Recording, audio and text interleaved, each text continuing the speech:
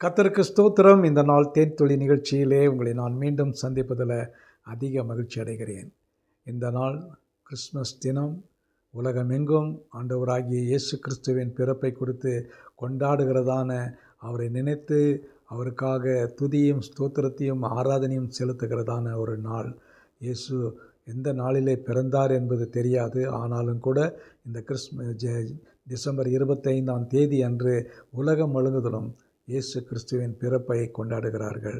நாமும் கூட இந்த நாளிலே இயேசு இந்த உலகத்திலே மனிதனாக தோன்றின அந்த நாளுக்காக கர்த்தருக்கு நன்றி சொல்லி அவரை நாம் பார்ப்போம். இந்த வேளையில் கூட தேவன் இந்த நேரத்தில் அவர் கடவுளாக வந்தார். அவர் தேவனாக இருந்தவர்.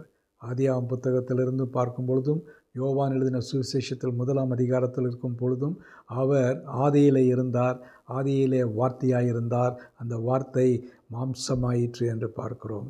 அந்த வார்த்தை 1:14 பார்க்கின்ற வேளையில், அந்த வார்த்தை மாம்சமாகி நமக்குள்ளே அவர் வாசம் பண்ணினார் என்று பார்க்கிறோம்.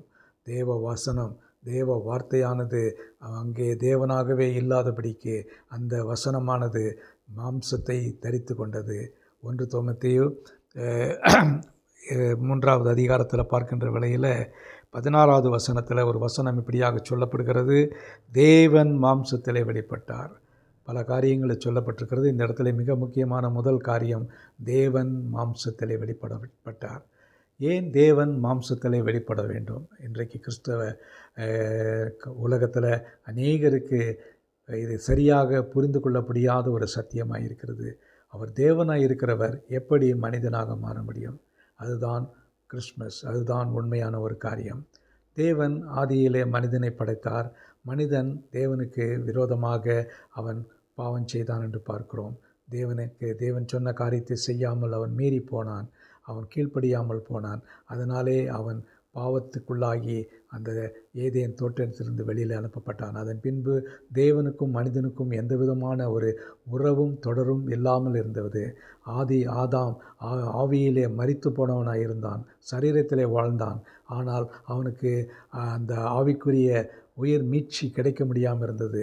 இது எப்படியும் தேவன் இந்த இழந்து போன மனிதனை மீண்டும் தமக்காக, தம்முடைய சாயலிலே சிருஷ்டிக்கப்பட்ட அந்த மனிதனை தனக்காக ஏற்படுத்தி கொள்ள, மீட்டுக்கொள்ள அவர் விரும்பினார். ஆனால் இந்த நிலையிலே தேவன் ஒரு காரியத்தையும் செய்ய முடியாமல் இருந்தது.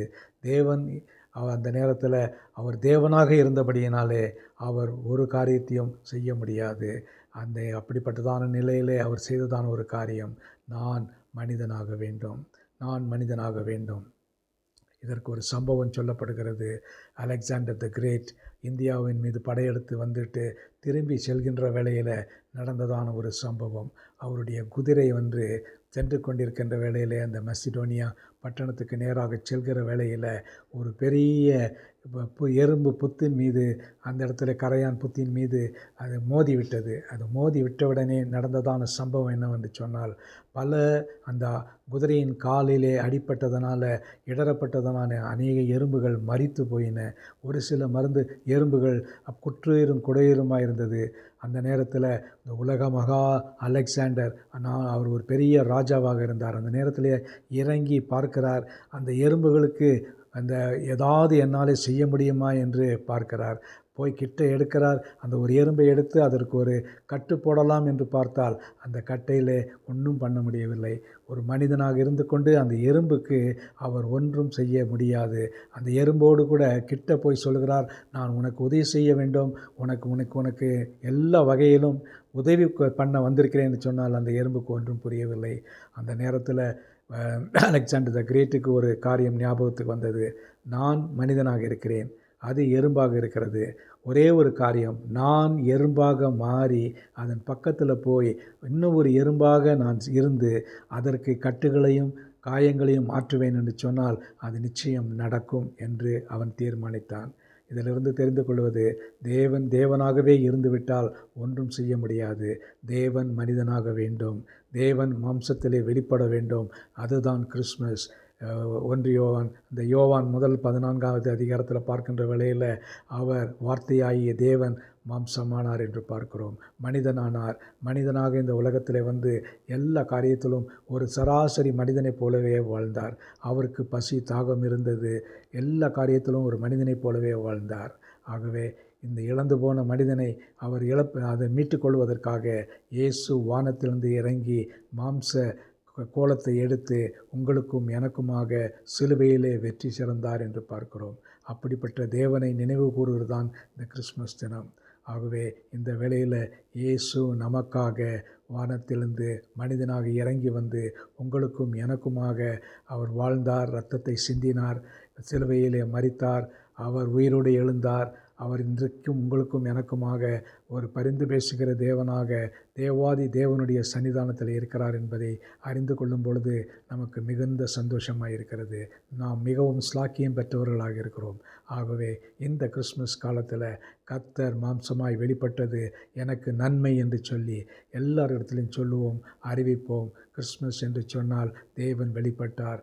தேவன் எங்களை தேவனாக இல்லாமல் மனிதனாக வந்து எங்களுக்கு உதவி செய்தார் என்பதை நாம் அறிந்து கொள்ள வேண்டும். கடைசியாக யோவான் 3:16 தேவன் தம்முடைய ஒரே பேரான குமாரனை விசுவாசிக்கிறவன் எவனோ அவன் கெட்டு போகாமல் நித்திய ஜீவனை அடையும்படிக்கு அவரை தந்திரளி இவ்வளவாய் உலகத்தை அன்பு கூர்ந்தார் என்று பார்க்கிறோம்.